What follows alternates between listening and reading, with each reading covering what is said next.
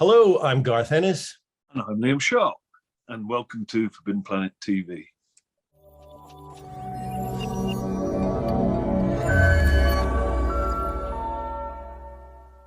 Welcome to Forbidden Planet TV. I'm Andrew Sumner. I'm here with two special guests, two old friends of Forbidden Planet. The one and only Liam Sharp, the one and only Garth Ennis. How are you, gents? Hello, Andrew. How's it going? Yeah, I'm good, thank you. I'm good. I'm glad you're appreciating the opening hyperbole, because that's my thing, you know what I mean? And we're here to talk about one of my favourite recent DC books, beautifully created by you guys, and the collected edition of which is coming out in May, available for pre-order from the links attached to this conversation, Batman Reptilian. So guys, what can you tell me about how you came to create Batman Reptilian?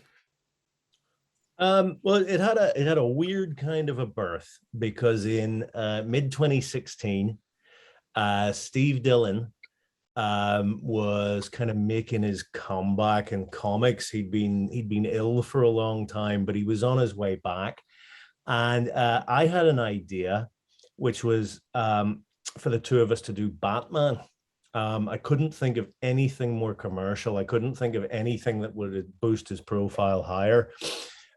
I mean, I could X-Men and so on, but it had to be something I could stand.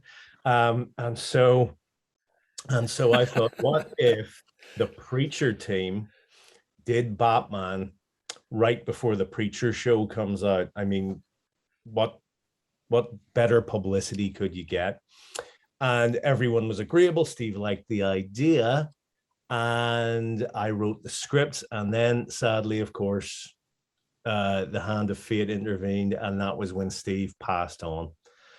And then the scripts sort of lay unused for a while, and then Marie Javen said to me, because I think she had recently gotten in at DC in the EIC position, and she said to me, well, Liam Sharp is about to be freed up, and it seemed like a rather more benevolent version of the hand of fate was appearing, and that was how this particular creative team came about. Yeah, Marie probably mentioned it to me about 3 years before I was able to start, because they'd got a whole slew of stuff lined up for me. So I think I was about to start Brave and the Bold, and then halfway through that, they'd already lined up sort of the Green Lantern, and that was like a 2-year run. So it was a big old wait. But I remember Garth and I got together for a beer or two, and we'd both sort of heard this from Marie, and it was just like, you know, it's okay waiting though, is it? It's like, it's going to be fun. I didn't know that Garth knew, so I was like looking forward to seeing him and going, oh, looks like I'm doing your script, mate. And he was like, yeah, I've already spoken to Marie, it's all sorted. So obviously the circumstances were, as Garth said, less than ideal. If I would given the choice of having Steve here and not doing it, that would be my preference, of course. Yes, yeah.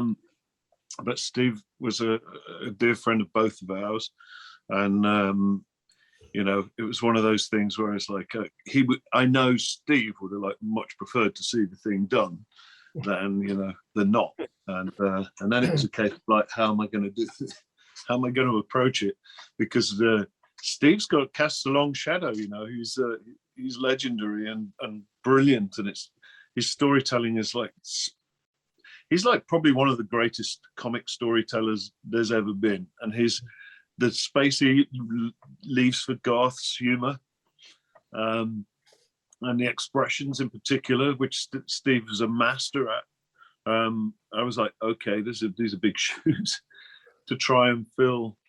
But we sort of talked about it, and like both of us really going back to like the Batman that we knew and liked. That was the kind of the Arkham Asylum sort of period and Dark Knight and all of that. So it was a case of like, well, let's just sort of go in that sort of direction. And I'd been painting the Green Lantern, the last few issues of Green Lantern, and I sort of a little bit cheekily did about the first 4 pages painted, and then sort of said, how's this looking, you know?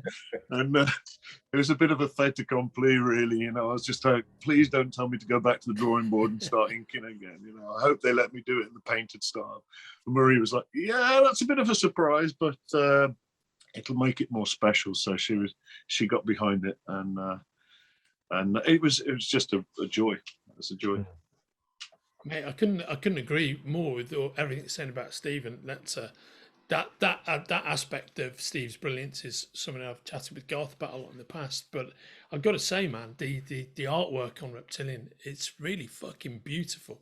It's everybody who looks at it, everybody I know I've talked to the book about, it's just really super impressive stuff. That painted work you've done, it just captures the essence of those characters so beautifully. It feels so vibrant and alive. And just real quick, we were talking off camera about Don Lawrence, right? I always loved Don Lawrence's work to look at and thought it was very, very beautifully put together. But I always found his work to be very static. As beautiful as it is, it doesn't move at all. Whereas your painted artwork is just in a completely different realm. It's got all this kind of kinetic energy to it. Oh, it was definitely wild. But then the script is so hilarious, you know. It was just, Volkov is such an arsehole. You know, and I loved it because when I get on a clip with the work, Garth will tell you this, I'll do a page a day and then send it. So I like to finish the end of the day with a page done and send it straight to the writers, you know. And Garth would always be chipping in with like, oh, there's the little bastard. Well, he's one of those punch bag characters, isn't he? You can do anything that you do so well, mate. Well, you can do anything you want with him and to him, and you won't feel bad about it, and the readers will just lap it up. You know what I mean? Like this horrible little expression, so deserves everything he gets. You know, I've been reading a lot of classic 2000 AD recently, and I can really see in that the roots of characters like Volkov, like where I learned to be cruel. Reading stuff by John Wagner and Alan Grant and Pat Mills. You know, they never had any compunction whatsoever about just putting the boot in hard where necessary. And I think it's something I picked up on. And then some, and it's filtered down to this. It is kind of Batman as dread in this story, isn't it? You know, like, I mean, it opens kind of, yeah. I mean, he fulfills the same role in a way, in that he shows up and everyone's scared of him. And anyone who isn't, who's stupid enough to mess with him, suffers horribly. And no one actually dies at his hand, but he is in his own way just as dangerous. You know? But they do tend, it seems to happen anyway. Exactly. That was the whole thing. You know, and I loved that whole thing that actually that was what was really terrifying about him, that the fact that he didn't kill you, you know. It's like, you'd be better off dead. Yeah. You don't understand. Yeah, I thought that was a particularly successful element of what you did. That gleeful brutality and the whole thing about he's playing with people like a cat playing with a mouse. He's not killing them, not out of the Wayne Foundation benevolence. He's not killing them because he wants to fuck them up all over again. Right. And again and again. I thought that was great. There's fun to be had. I mean, I was thinking about this recently. When you look at the character of Batman, what you're talking about is a billionaire who, though he could use his money to probably change the entire socioeconomic scene of Gotham, instead uses his money to finance this weird war on crime, which is very much blue collar crime and you know, people with serious mental health issues. And it's hard to escape the notion that you do have a guy here who's playing a game and who's enjoying himself thoroughly. Now, in the present climate, of course, that's probably the cause of great anxiety among many comic book readers. But for me, I'm afraid it just appeals to my appalling sense of humor that DC have, probably by accident, turned this guy into one of the biggest top-selling heroes of all time. and so that's something I respond to, you know, that sort of dark humor that I tend to employ. That's where that comes in. And it's something where I just see all kinds of opportunities for torment and torture. It's so endlessly brutal. You know, the thing is as well, it was still a sort of PG. It all happens off screen, you know. Yeah. It's quite tame, but it's still implicit. It's very Garth still there, you know. It's still yeah. Yeah, I mean, I think when you eventually see what happens to Volkov, you don't see it, but most of them, the bit that's still barely alive and talking to Batman is over here, and his leg is poking behind him. So there's no way it can still be attached. You can see, like, sorry, there's just not enough left of you to get a tourniquet on. I'm sorry, mate. Things like that. You know, fun to be had. Endless fun to be had. Which characters outside of Volkov did you enjoy working with the most in this series, each of you? It's funny, like the Joker. I've got really quite bored of the Joker over the years. He was never really a favorite of mine because he was just always there. You know, he was always there. And I. Obviously, with the Dark Knight movie, when the Heath Ledger version came out, that was like about as good as it could get.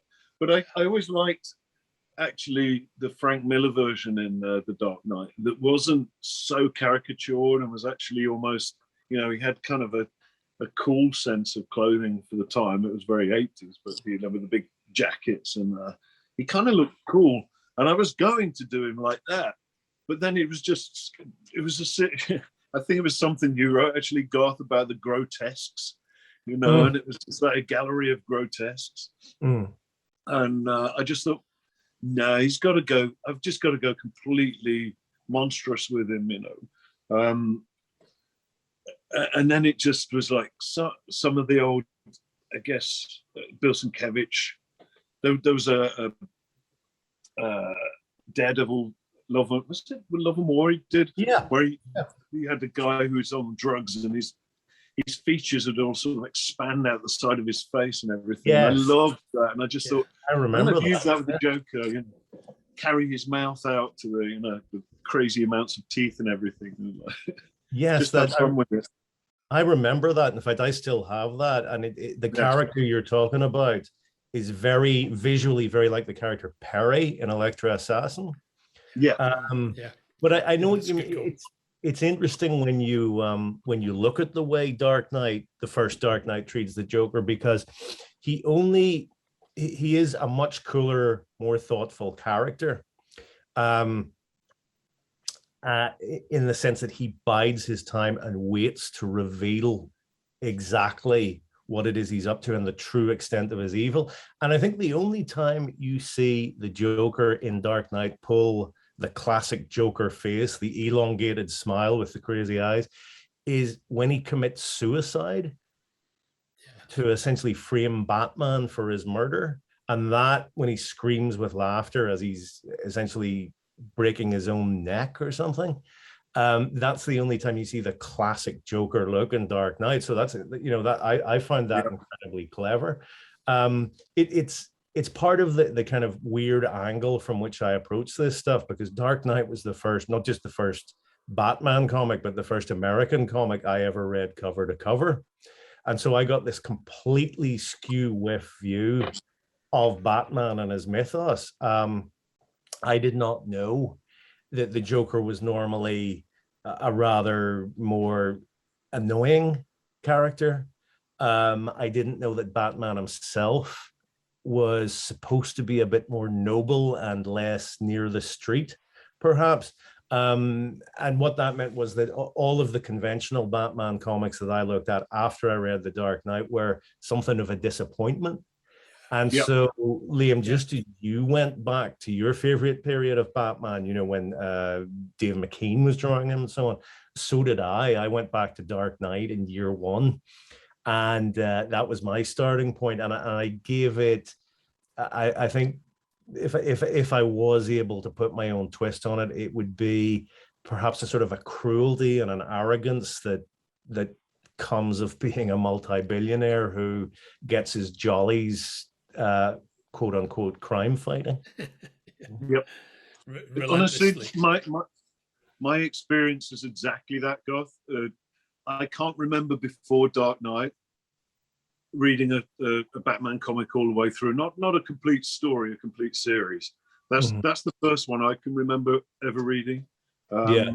And it's the same with it was the same with Arkham Asylum. You know, just visually, I loved what Dave McKean was doing and Bill Sienkiewicz was doing. Those two were like the high watermark for me, really.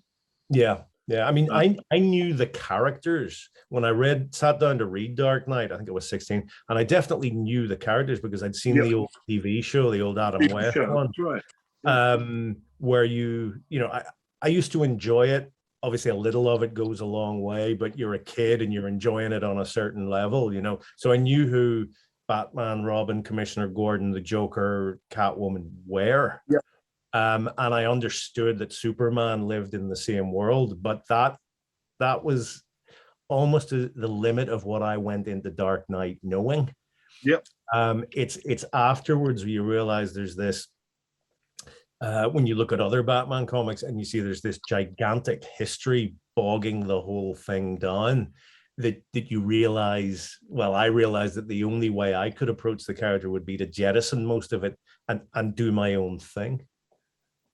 Yeah, guys, that is so interesting, and in fact, we've roared to the conclusion of our conversation, and I think you know, as a reader of all of the things that you've referenced, so interested in hearing about how Batman Reptilian came about, and I think you've produced very much like a worthy successor to Dark Knight Returns, to Arkham Asylum, and everybody watching this interview has been intrigued by Liam and Garth's specific take on Batman. Should really check this book out. You'll have a lot of fun with it.